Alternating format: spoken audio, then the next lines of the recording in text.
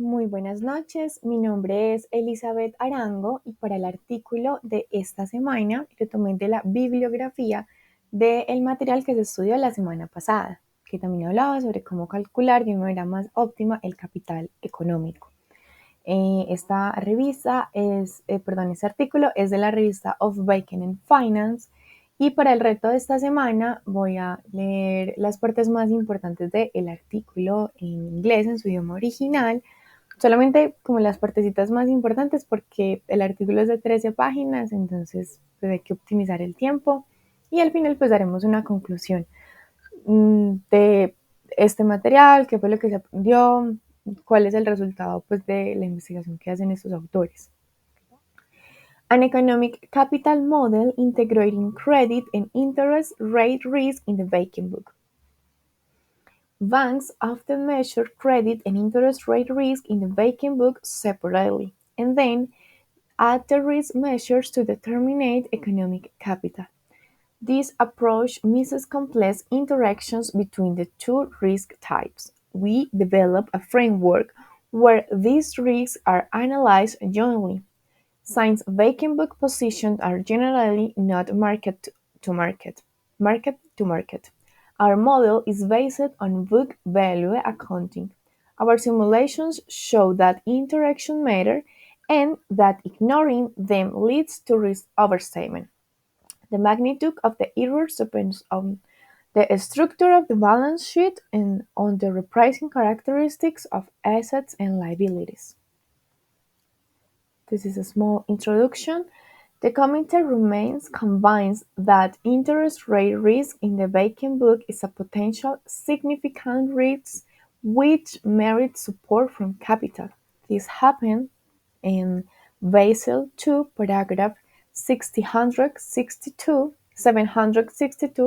in Basel Committee 2006.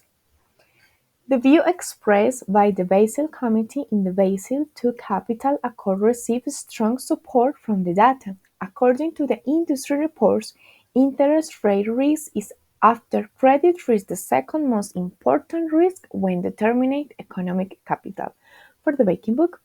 However, non-fine economic capital model exists which integrates both risks in a consistent fashion. Therefore, regulators and banks generally analyze these risks independently from each other and derive total economic capital by some rule of thumb. In the most common rule, the most common rule arguably consists in simply adding up.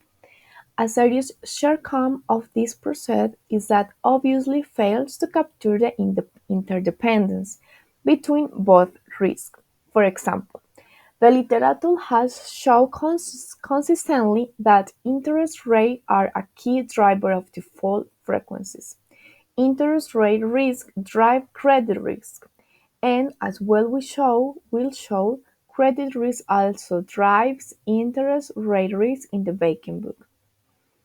This raises several questions. What is the optimal level of economic capital if the interdependencies are captured? Do additive rules provide a good approximation to the true integrated capital? More importantly, is the former approach always conservative, or can both risks compound each other in some circumstances? In order to answer these questions, we derive integrated economic capital for a traditional vacant book, and we compared to economic capital set against credit as well as interest rate risk when interdependents are ignored.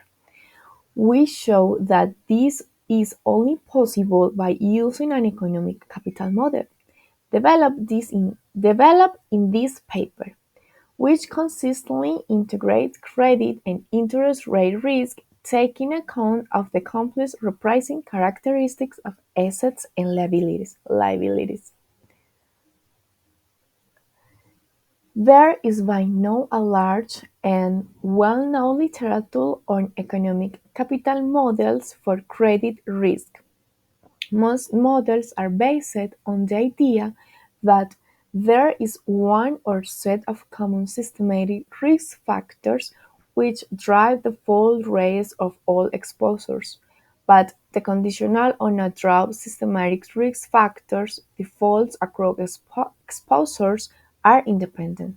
Our approach to the credit risk modeling follows this tradition. However, contrary to the most models, we condition credit risks and the yield curve on a common set of systematic risk factors. Furthermore, we account for the loss in coupon payment if assets default. Acá hay más literatura en la que ellos se basan. So far, there has been a limited discussion of how interdependence across risk impact on economic capital, decomposing net income into its components and computing returns on risk-weighted assets. Find that interest rate risk in the Banking Book is after credit risk the second most important source of finance risk. Furthermore, they show that there are diversification benefits between risks. Significant diversification benefits are also found in studies which use simple correlations between different risks. However, as point out, these papers implicitly assume that risks are separable, which in this case of market and hence interest rate risk and credit risk is not necessarily true. As already discussed in the introduction, the authors find that total risk can be under as well as overestimated if market and credit risks are wrongly assumed to be separable. The framework. Through the framework discussion, we assume that the bank holds a portfolio of n assets with este conjunto. Each exposure A has a specific size, a time to repricing P, a default probability PD, que es la probabilidad de pérdida, loss given default, and coupon rate for the derivation of the one period set up in section 3.1. We assume fixed coupons C. This assumption is relaxed in section 3.2. Interest rates and defaults are driven by a common set of systematic risk factors X that follow a generic probability distribution F. Following the literature, we also assume that conditional on X, defaults across different assets A are independent. Single period framework.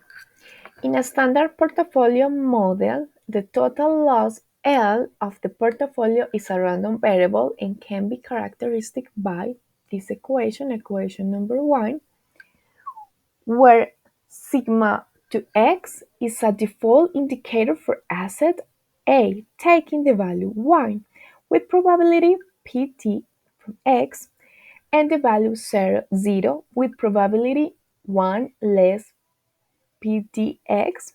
We assume conditional independence, therefore conditional on the state of systematic risk factor S, the default indicator sigma to x,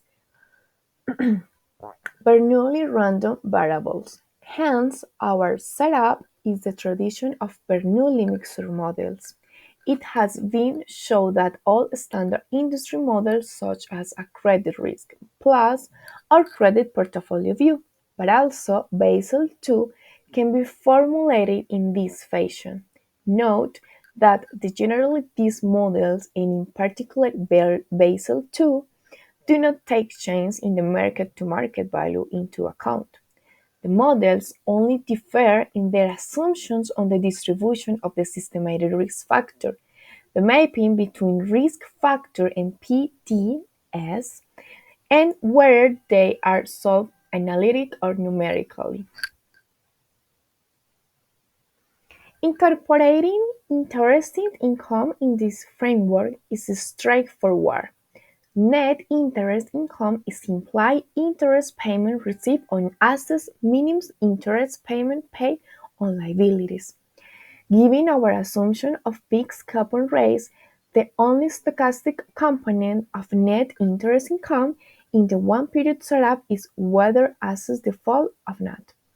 Taking an asset A, if no default occurs, the cash flow contribution to interest income.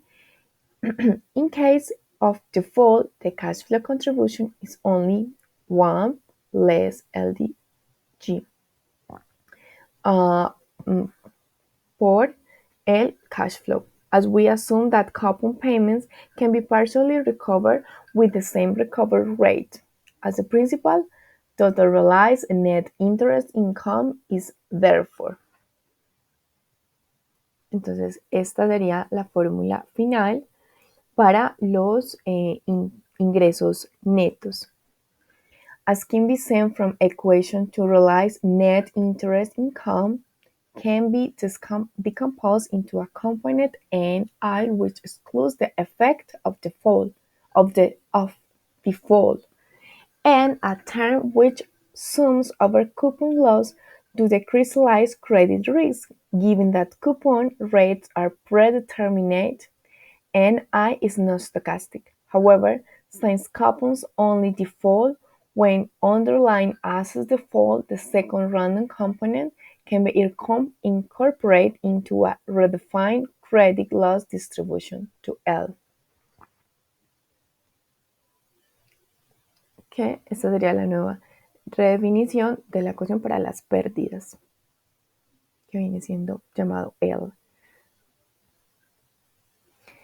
In order to implement the model dynamically, we need to introduce explicit assumptions on the behavior of banks and customers.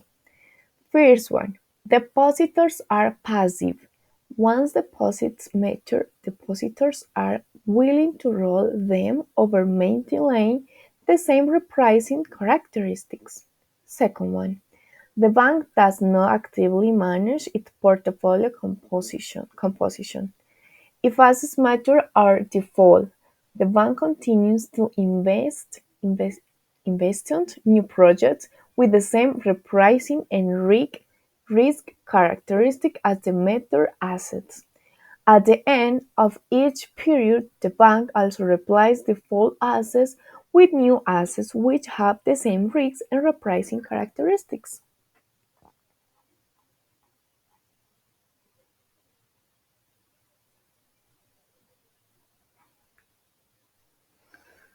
For risk management purposes, the confidence level is generally high, with y uh, menor equal menor equal 0.9. We set economic capital against credit risk. Economic capital from at a confidence level so that covers the difference between expected and unexpected loss up to VAR or VAR, que es valor en riesgo, and I provides positive contribution to net profit, so we are interested in the left tail of the distribution. Therefore, zeta is in this case below or equal to 0.1, given that focus is on the left tail economic capital is meant to cover unspelled loss and A outcomes at the confidence level 1 plus zeta. Given this definition, economic capital set at the 99% confidence level covers all unexpected low outcomes of NI between the VAR at the 1% level and expect NI. Note that the VAR and economic capital do not incorporate default coupons. As we note above, these are an important part of this analysis and they can be accounted for equivalently in the income calculation. Or in the credit risk loss calculation, we follow the first route and construct VAR in the economic capital statistics for a realized net interest income, which incorporates the loss of payments on default assets. The definition of VAR and AC, economic capital, are analogous to equation 11 and 12.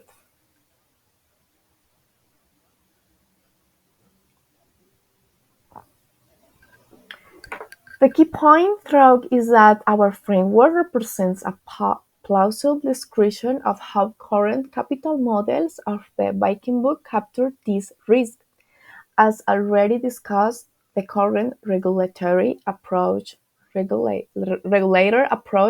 the credit risk and the commonly used earnings at risk approach to the interest rate risk do not take change in the market valuations into account. Furthermore, some credit risk models include a set of macroeconomic risk factors and hence capture some of the links between interest rates and credit risk.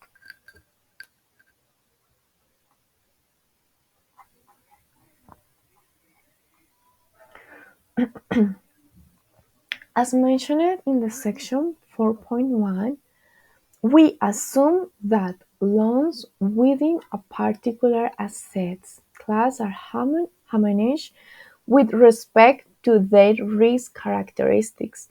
They all have the same PT and LGD. The assumption is directed by data limitations, as only aggregate default frequencies for corporate and household lending are available in the um, United Kingdom.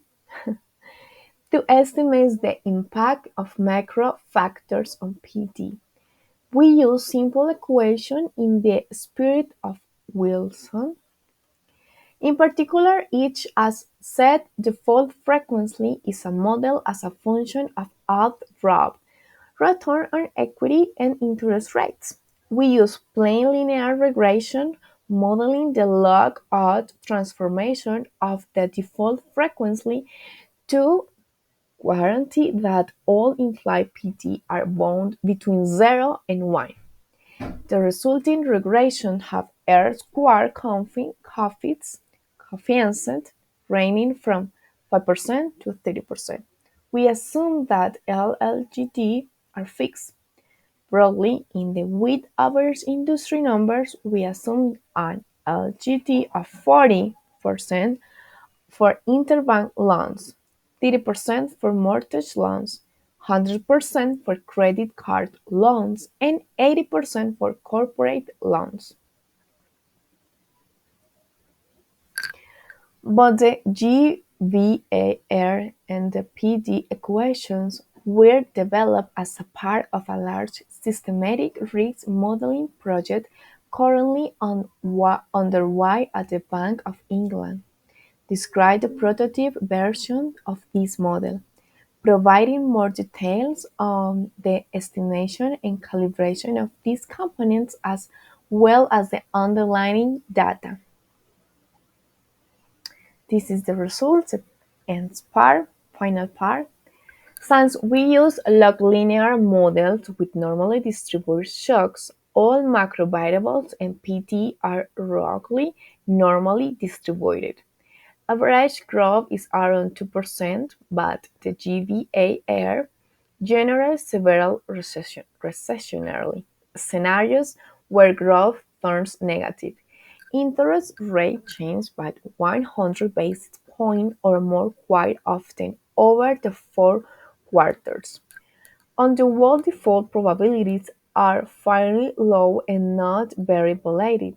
For instance, that unusually United Kingdom unsecured personal loan (PT) has a 90% confidence interval of about 4.3 and 6.5%. This is partly due to the initial conditions, were indeed very low in 2005 by historical standards, but it also reflects the relatively quick impact of macro factors on default rates in the PD model used for the simulation. Bueno, entonces, como conclusión de este material, de este artículo, el artículo nos hablaba de cómo integrar para calcular el capital económico.